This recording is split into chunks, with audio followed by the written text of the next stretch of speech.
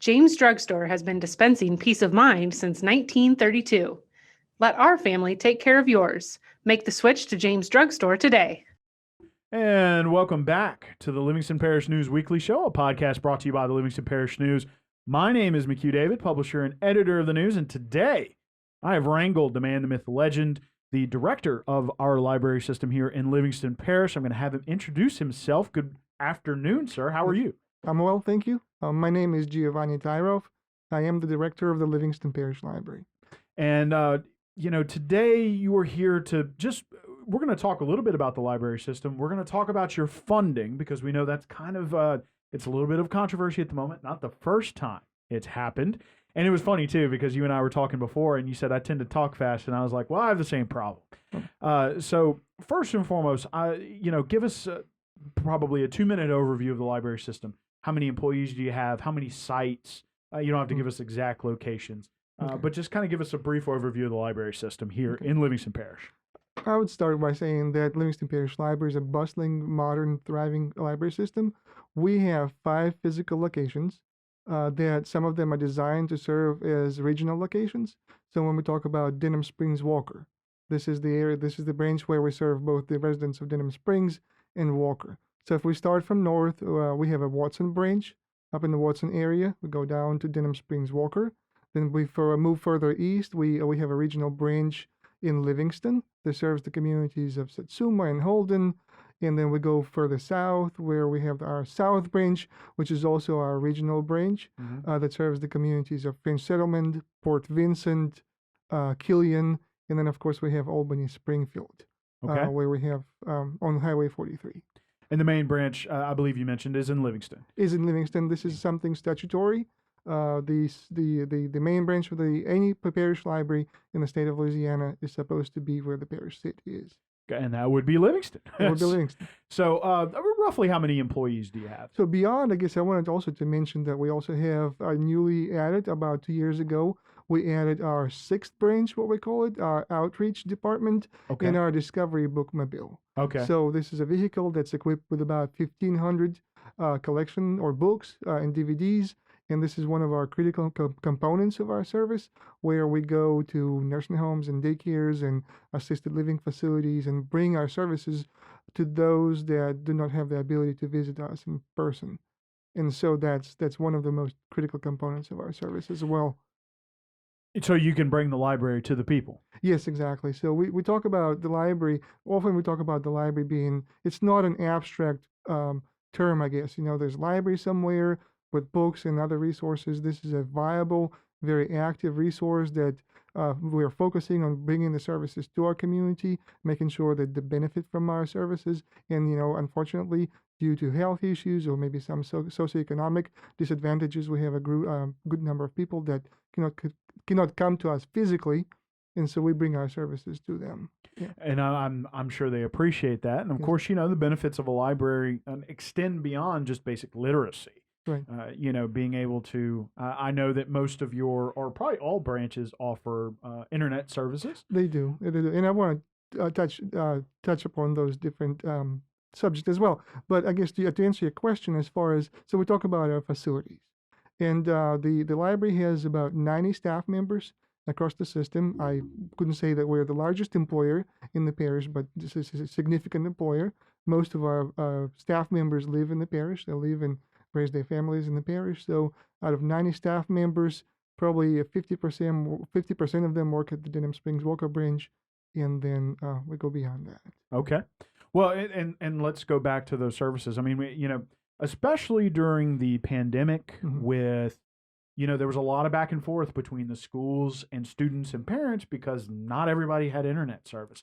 I would imagine that while COVID prevented a lot of kids and parents and students from coming inside the branches, you still offer Wi-Fi in those areas, correct? Yes, we do. And this is one of the most important things for us, to be able to give especially the disadvantaged members of our community, whether those temporarily due to work reasons, I guess, or whatnot, we want to bring the same level of service to everyone. You and I know how expensive the internet service is, the subscription. Not everybody is fortunate to afford it.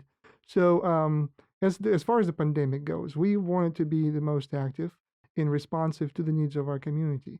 So when the pandemic hit hard, we decided to provide additional resources to our community.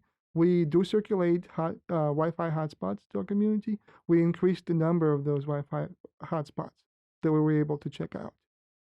Then we also were able to increase our Wi-Fi signal to where when the libraries were closed, I think it was April and March of last year, we were able to increase our Wi-Fi throughput and blast the signal across all parking spaces. So while the libraries were closed, we were widely advertising that the library is available and you can come to the library, park your vehicle on the parking lot, and then provide that free Wi-Fi signal to our community.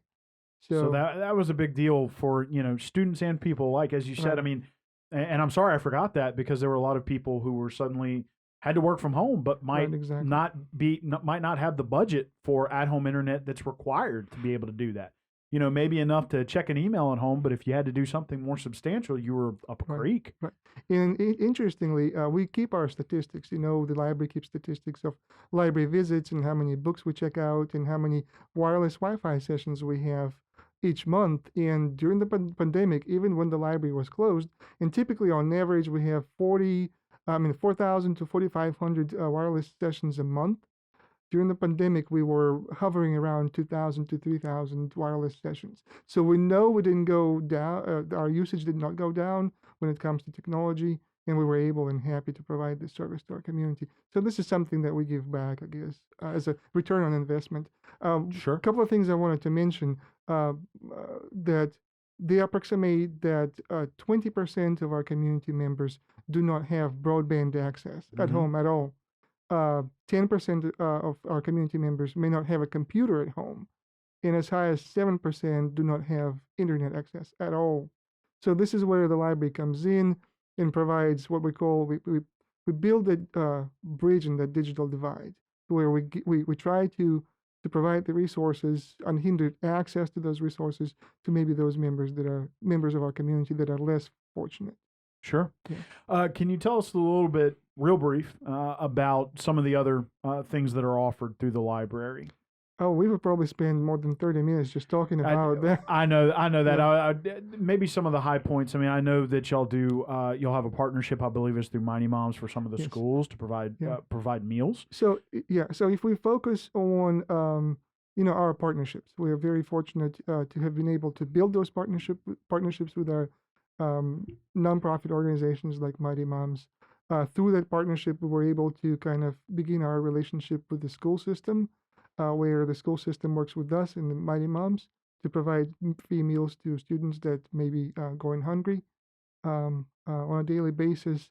So we're proud of that relationship. Also, through the relationship with Mighty Moms and the school board, we were able to introduce a free library card to all 26,000 students in our community. So if you don't know, every year we issue about 26,000 new library cards to all of the student population in Livingston Parish. So that gives them the ability to use our electronic resources and then come to the library and use free tutoring sessions.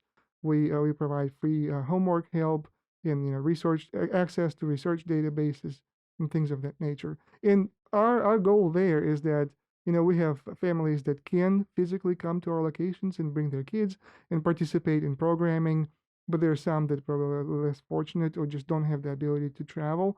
And so we are trying to reach out again to those families that maybe don't have the opportunity to come to us physically.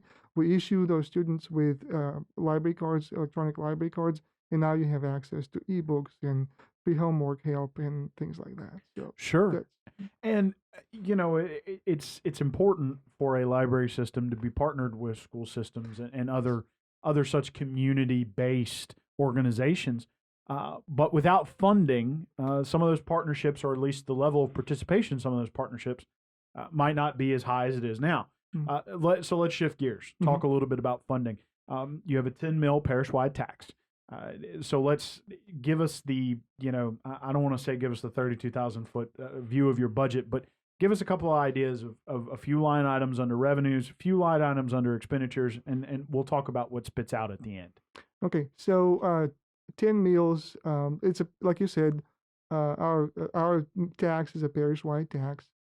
10 meals are projected to generate about $5.9 million this year. So out of that amount, we are charged. And if you actually, I'm going to kind of roll back a little bit. So when we went to before the voters in 2014, so we're coming up on the tax renewal in 2024.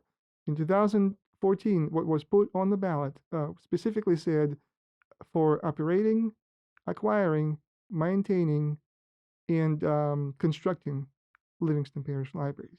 Okay. So with that sense in mind, I guess that kind of sets the tone to what we have as an obligation before our taxpayers, that we're given these funds not only to run the operations of the library day to day, but also be able to project what's going to happen and how we're going to address those issues as they come up.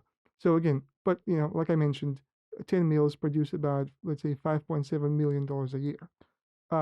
That's about 96% of our revenue.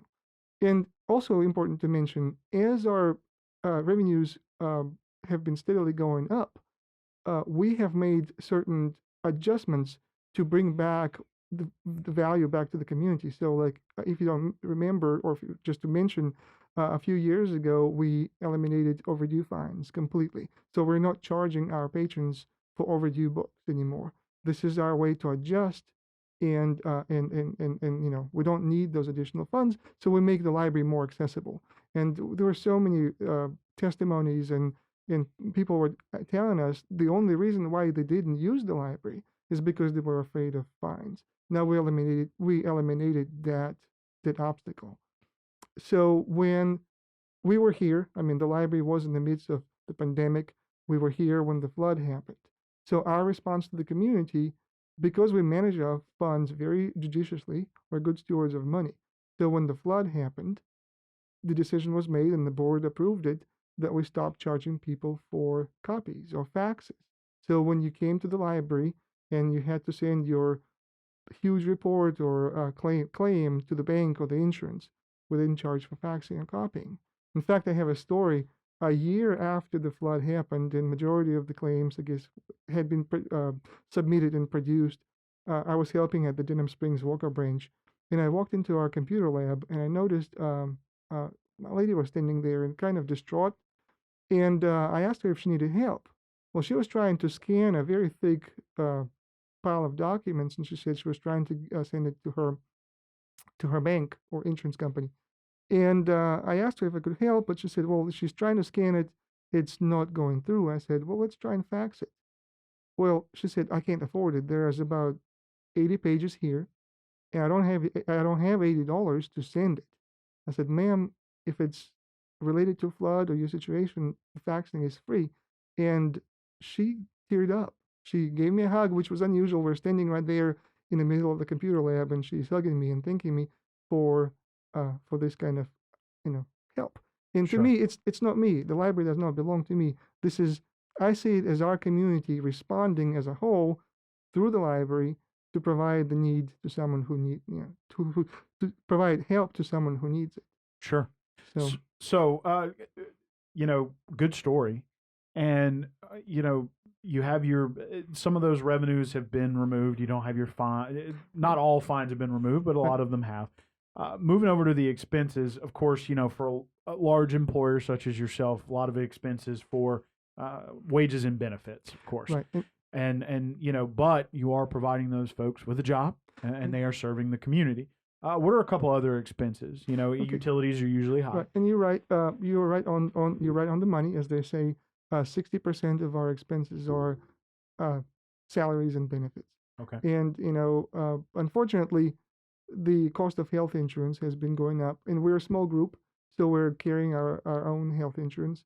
So we've been seeing steady increases in health insurance as well. In fact, since 2014, our insurance has gone up by 60%, if I'm not mistaken. So that's pretty normal, unfortunately. right.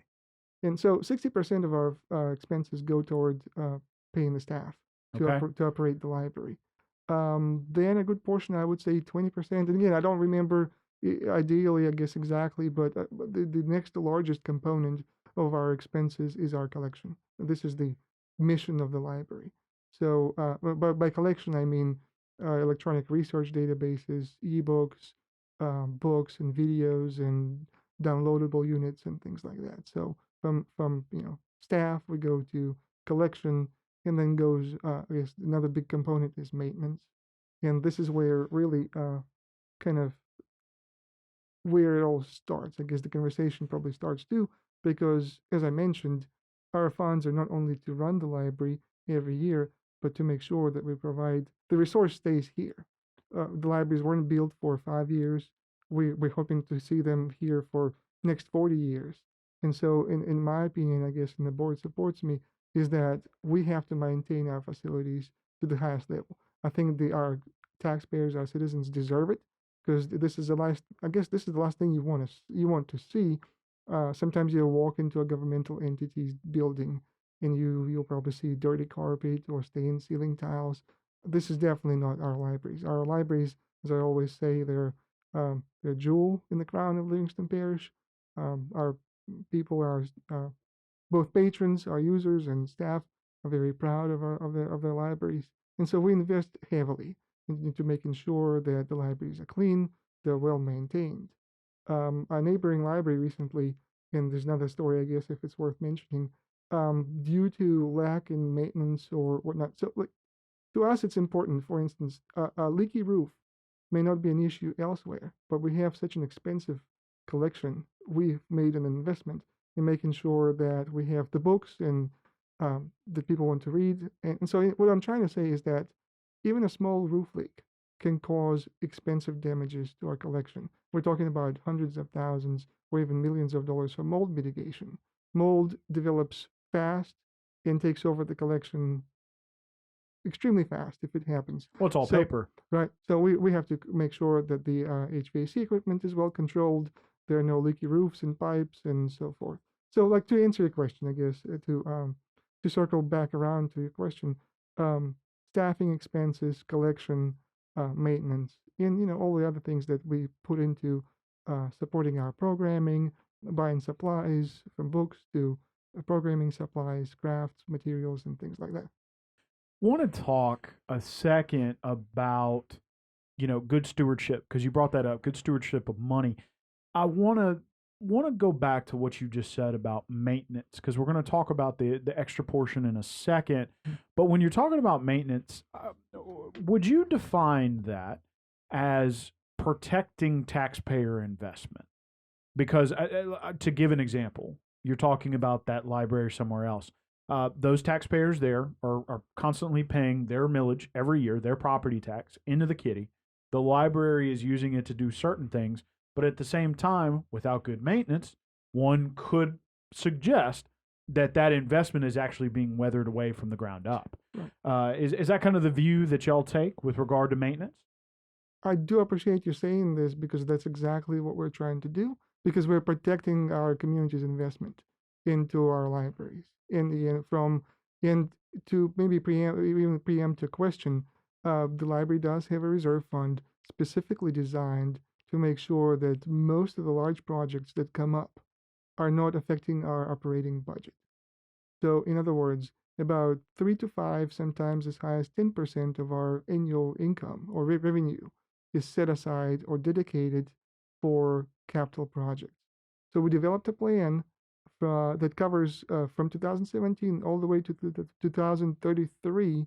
We have outlined different large projects that will have to be addressed to make sure that the library not only stays functional but also clean and well maintained. And unfortunately, the costs go up. And let's say, for instance, we're now looking at replacing a chiller unit at our Albany Springfield branch. Unfortunately, it decided to go out sooner than the manufacturer's rating would recommend, but we're looking at approximately $75,000 in replacement costs. And this is just one of the smaller items that happened this year. We had an issue with the roof at the main branch this year, and I had difficult time with the manufacturer of shingle to get them to commit to replacing the cost of shingles. So we were going to put that money up front to make sure that the library's roof gets replaced. And things like that happen either unexpectedly, and there are certain things that we plan ahead for. Technology replacements are important to our community, and we run on about a 5 to 6 year cycle. We try to upgrade the technology to give our community, our users, newer computers. And as we approach usually the 5th year of usage of those computers as they age, I get usually more and more patron comments. We have places in our branches where people can leave their comments about our service. And as we approach the year, like the 5th or 6th year, when the computers need to be replaced, I'll see more complaints about computers that are slow. So, and those expenditures are extremely high. Typically, we have close to 200 computers across the system. So you're looking at anywhere from $200,000 to $250,000 in replacement costs. And we couldn't do that without setting the money aside and planning ahead. Another good example is that, and so to kind of mention it, this approach to funding large projects is called pay-as-you-go method. So our goal is not to approach taxpayers for additional money every time something happens. By approaching this money management in this frugal and kind of judicious way, we were able to accomplish big projects. For instance, when in 2012 the main branch facility was constructed in town of Livingston, we did not go to the voters for additional funding. We were able to complete the whole project, the whole construction, without approaching for additional taxes or the issue of bonds. So there was no extra tax burden or debt burden. Mm-hmm. So the same way, when the community of Denham Springs and Walker area indicated to us that they needed a bigger facility, and this is our the biggest and most busy branch, we were able to accomplish the construction of the facility again without going to the voters and asking them for additional funding. And so as our community grows, and I think if I remember my numbers correctly, back in 2001, our population was around 95,000. Mm-hmm. Now in 2021, we're at close to 150,000. So inevitably, as our community grows, I think it is judicious and prudent and kind of maybe in long terms what we're trying to do and see potentially 2 years from now, 5 years from now, I'm not sure, we may have to be able to build another facility somewhere, because the idea that each community deserves a library. And I think, whether you're in Killian or Satsuma,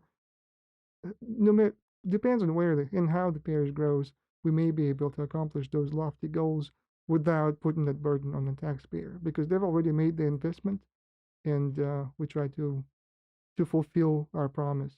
Right.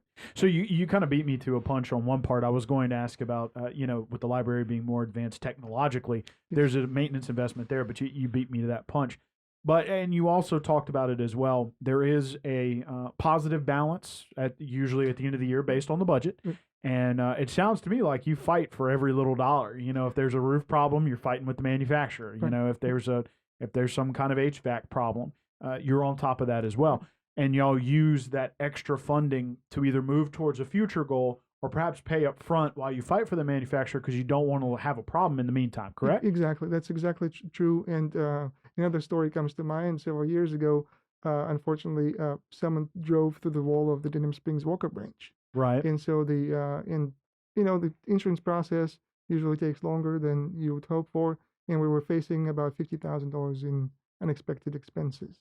And so this kind of advanced planning helps us address those issues when things happen.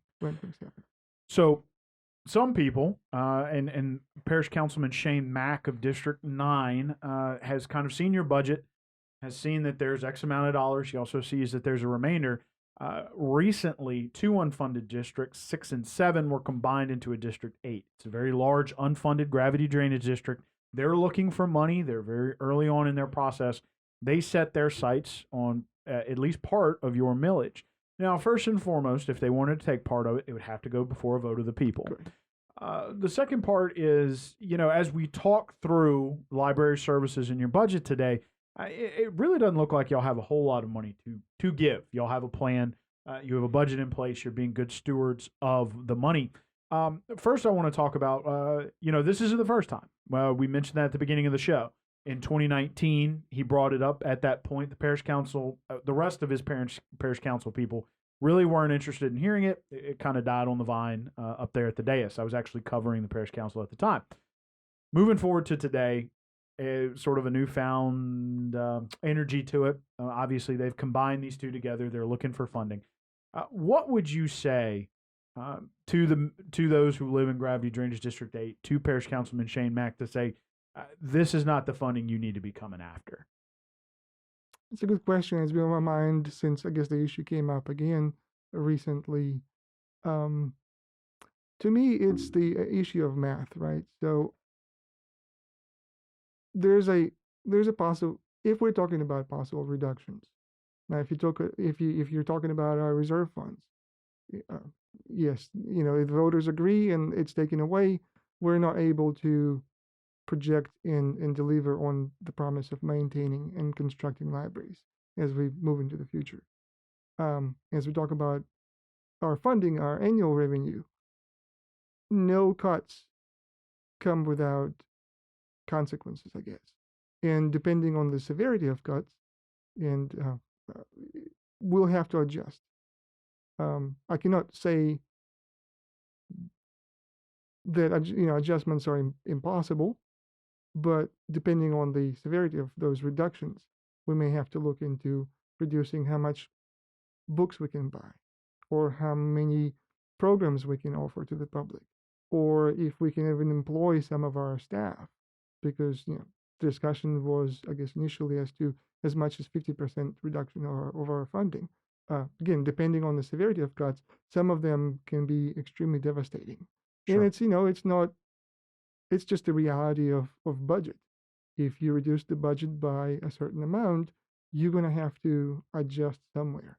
And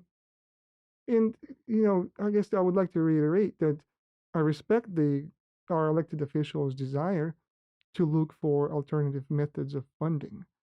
This is their prerogative. They have to answer to their taxpayers. But I also believe that our taxpayers and our parish citizens deserve the best when it comes to literacy, education, lifelong learning. So it would be a devastating impact and a disaster, I guess, of sorts, that if that were to happen. Would you say that it could kind of set off a bit of a chain reaction when it comes to how the library deals with things? It could lead to the reimplementation of late fees and things of that nature, making the library a little less accessible. Potentially.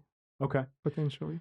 What, the other thing that bears repeating is that there are several areas that already have funded gravity drainage that may not be in line with this, or may just decide if they have to choose between reducing y'all to 5 mils from 10 and putting those 5 mils off the books. What would you say to let's say it goes through, what would you say to those folks to keep those 10 mils? Because you got to remember, there's a Denham Springs Walker branch library and 1 in 5 are Denham Springs and Walker, and there is a Watson library, which Gravity Drainage District 2. What would you say to those folks? Well, yeah, I think you touched on there's a point that the library's tax is a parish-wide tax, so it benefits everyone in our community. So when the tax is cut, it affects everyone as well. So it is a most difficult and sometimes maybe unfair decision. And as administrators, you have to take those steps carefully and decide, depending on the severity of reductions, what community is going to suffer the most. And this is purely hypothetical, but are we looking at shutting down the branches in the communities where the district is located? So we're looking at shutting down Albany, Springfield, or South Branch, and I wouldn't want to do that. So if you apply those cuts across the board, then the communities that are already paying into their drainage system and they're paying towards their library all of a sudden are punished and cannot see the same level of services to which they're used. Sure. Like I often think about the library being as an economic engine for the community, and let's talk. I guess I would like to mention we we live in a free market, so and we keep statistics in our library system.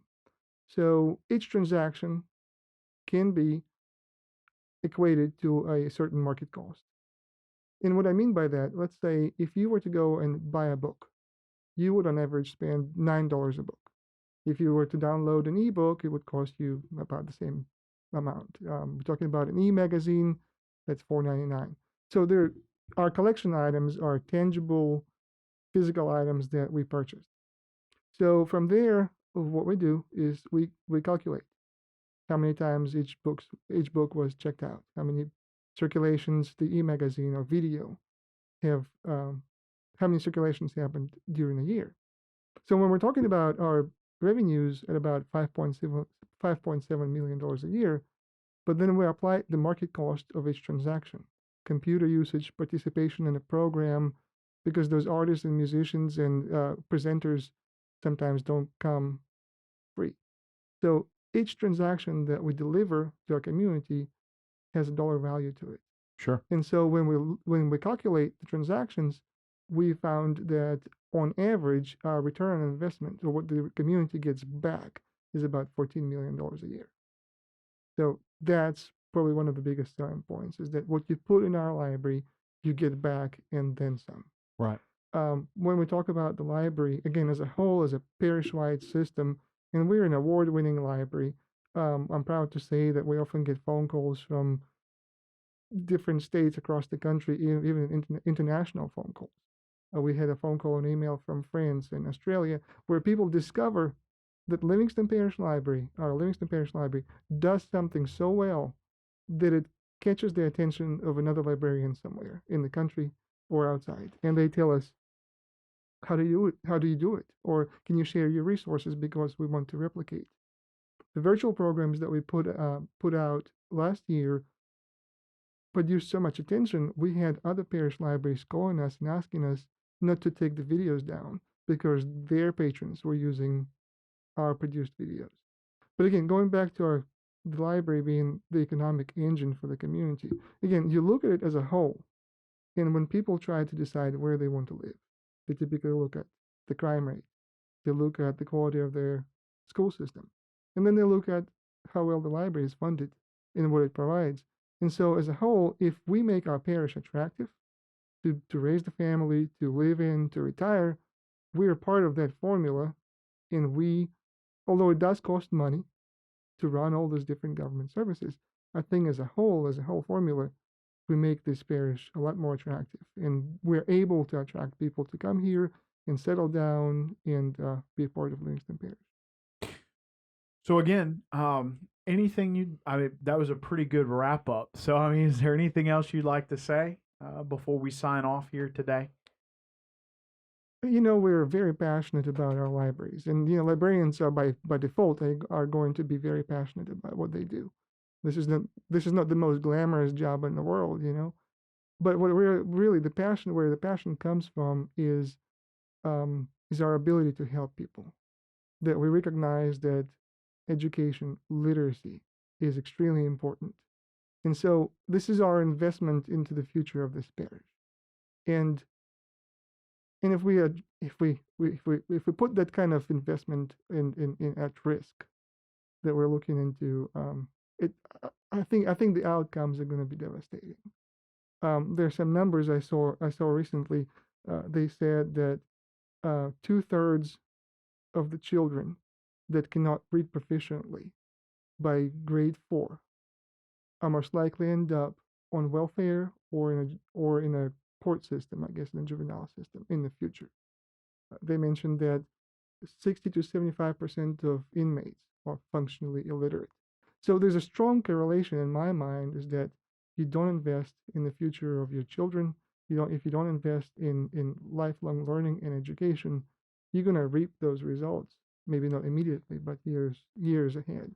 So I would like to see our library succeed. I would like to see our parish prosper. I think we're an integral part of the success what Livingston Parish is. I don't negate the importance of drainage. I just think that we have to give focus and priority to each individual entity and support the library system. Sure. So it would be of your belief that they need to go, you have your voted in mandated money and they need to go find money somewhere else because it would have a devastating effect to a sort of a community pillar and partner. Yes, sir. Well, again, sir, we appreciate you taking the time this afternoon. If you'll introduce yourself, basically reintroduce yourself, please. Right. My name is Giovanni Tairov. I'm the director of the Livingston Parish Library. And my name is McHugh David, publisher and editor of the news. We appreciated sitting down with you this afternoon, sir. Please remember the news is on Facebook, Twitter, LinkedIn, Instagram, and YouTube. We are once a week in print on Thursdays at $7 a month to get that in your mailbox. We're also online, www.livingstonparishnews.com. We release this podcast on all podcast platforms. I always want to try to put those words together. We release this show on all podcast platforms. That includes Apple Podcasts, Google Play, and Spotify, so you can check them out there. We appreciate Anchor FM distributing that for us. We want to thank Mr. Giovanni Tairov for sitting down with us again. We hope you guys consider the points he brought up about the library as we move forward. Gravity Aid is going to be looking for funding. And, of course, the ever-passionate librarian, Mr. Tairov, is here to defend what the voters voted in for his system. So please keep that in mind as the situation moves forward. We appreciate you guys joining us, and we will see you next time.